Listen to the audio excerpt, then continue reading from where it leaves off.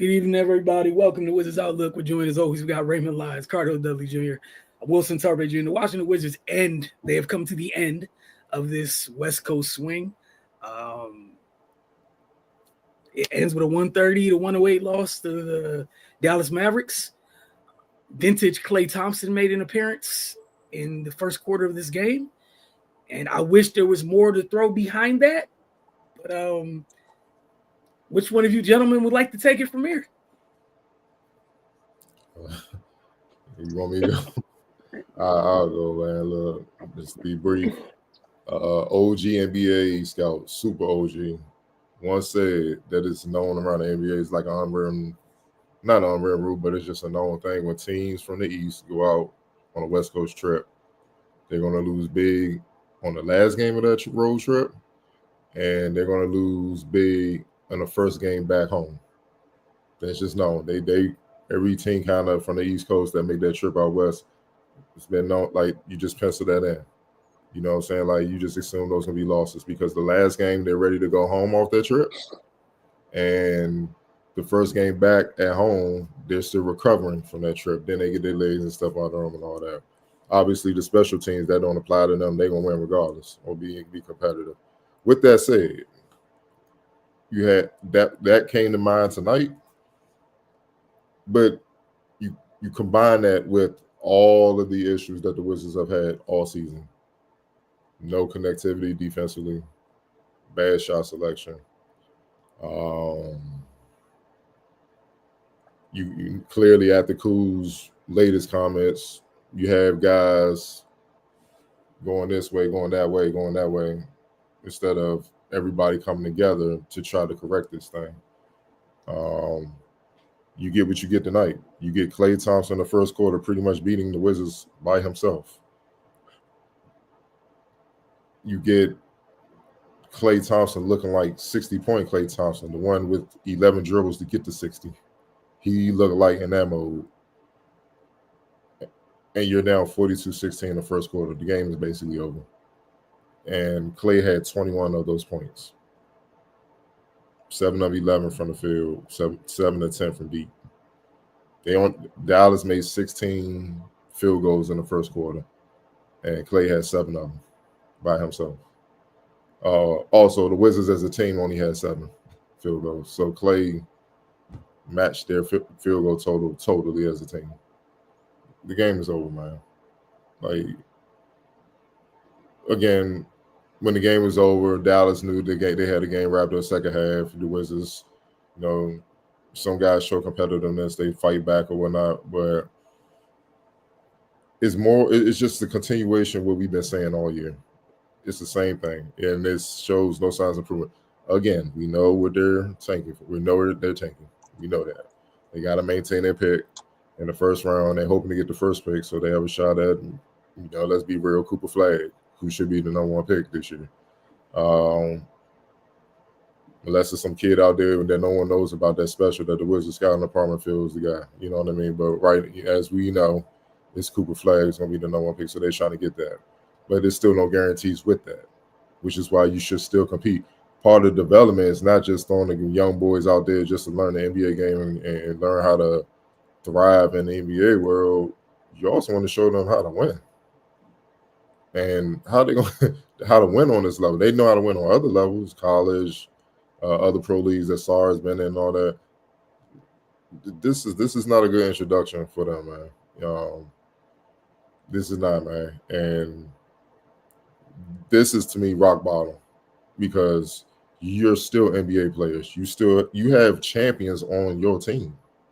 You have guys that won championship. They know what winning requires. They know what winning looks like. Yet none of that is filtering down throughout the team at all to be competitive, even if we know you're tanking to get the number 1 pick. They're not going to admit it, but we know it is what it is. Otherwise, you're going to lose your first round pick. If you lose your first round pick, that hurts your development overall as a team, as an organization. You should still compete, man. You should still compete to win, dog. And this was just, I'm ready to go home type effort. And Klay was like, much obliged. I'm going to send you home in style. And that's what you saw tonight. and then everybody else just chipped in when needed, and it's chilling. Like, come on, man. Kyrie only took 9 shots tonight, 27. Like, the starters only played 20-something minutes, only played half the game. There was no need for them to keep playing. Y'all get some rest. We get ready for the next one. These guys are already done.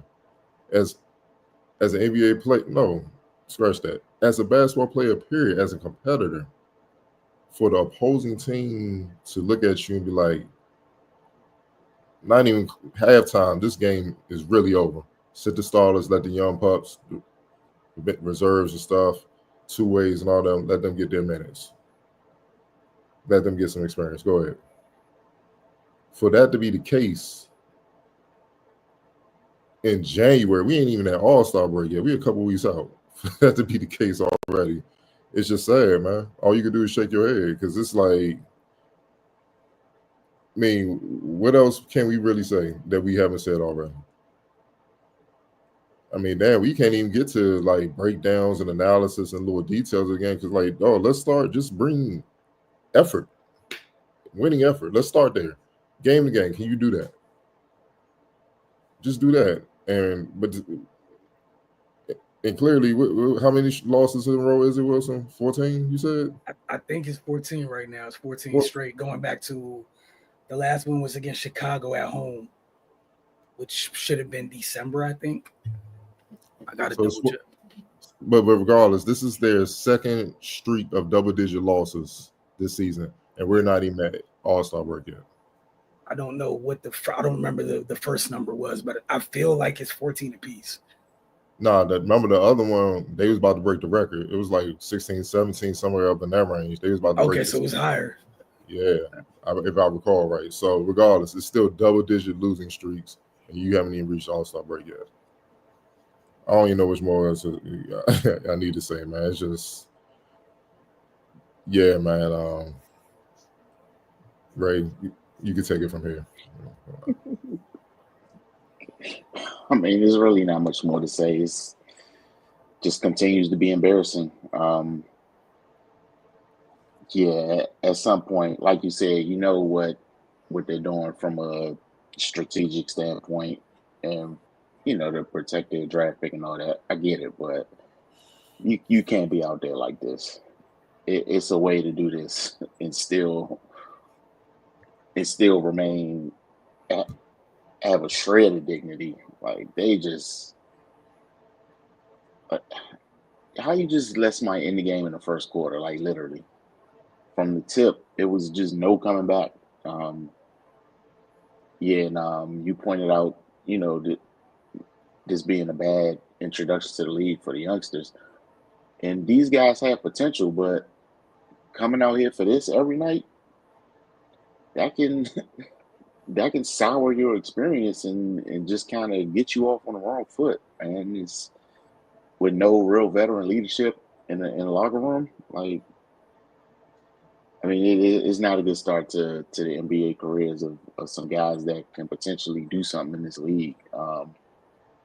Hopefully, they're able to remain professional and continue to try to develop some good habits, but it's hard to do that when you're surrounded by this.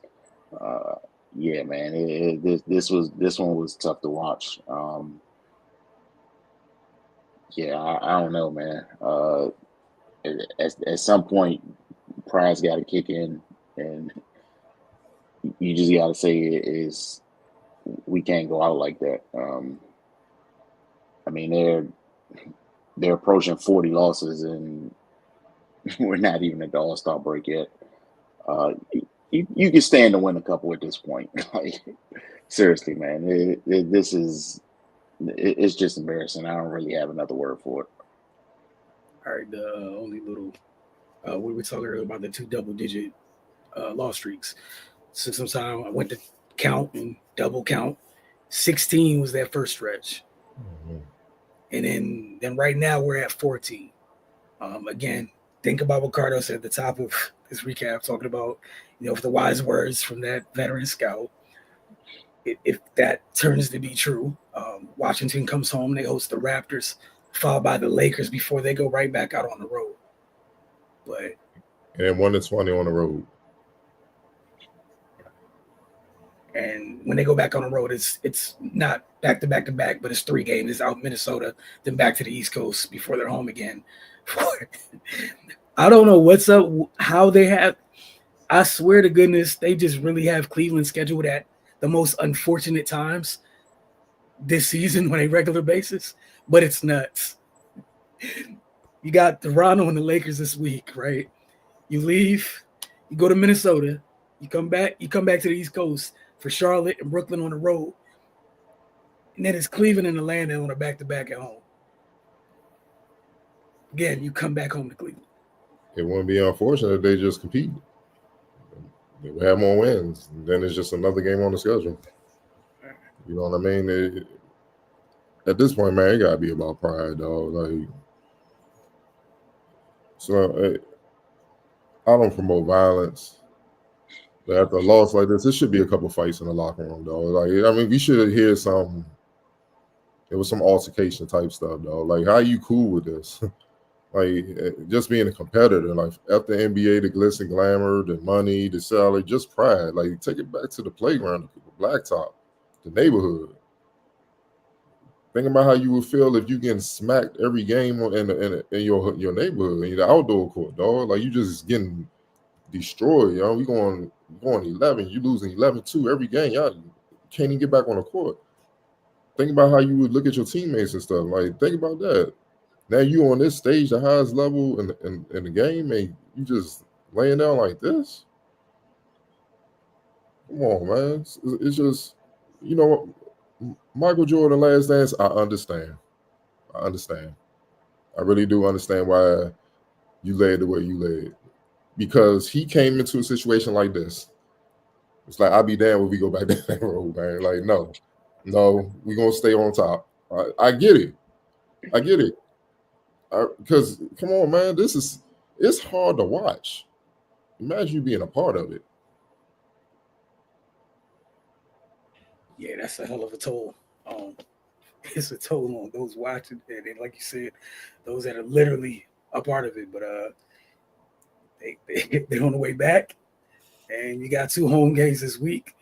I think we getting Clay player of the game. And he was the X factor. Okay, cool. All right. We're going to check in with you guys later this week after Toronto and LA. They got the Raptors. We're always the Raptors, regardless of what's going on in life. The Raptors are annoying and feisty. They're the Raptors. And if, again, you need to make sure you got your stuff together, man. Come Wednesday. You don't want to have a horrible Wednesday going into Thursday. Just don't need that. The last time, AD had a great time last time out. Just throwing that out there. Like, he had a blast. So we'll check in with you guys 2 more times this week. At the very least, appreciate y'all for tuning in tonight.